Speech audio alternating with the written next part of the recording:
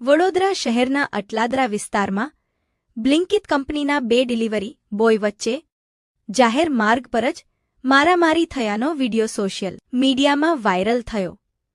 Viral વિડિયોમાં જોવા મળે છે કે કોઈ બાબતે પહેલા કહાસુની થઈ અને થોડા જ સમયમાં મામલો હાથાપાઈમાં બદલાઈ ગયો.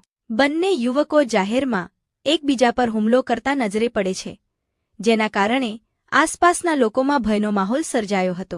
મારામારી દરમિયાન સ્થળ પર લોકોની ભીડ એકઠી થઈ ગઈ હતી, તો સ્થાનિક લોકોએ વચ્ચે પડીને મામલો શાંત કરાવ્યો. હાલમાં આ મારામારીનું ખરેખર કારણ હજુ સ્પષ્ટ નથી.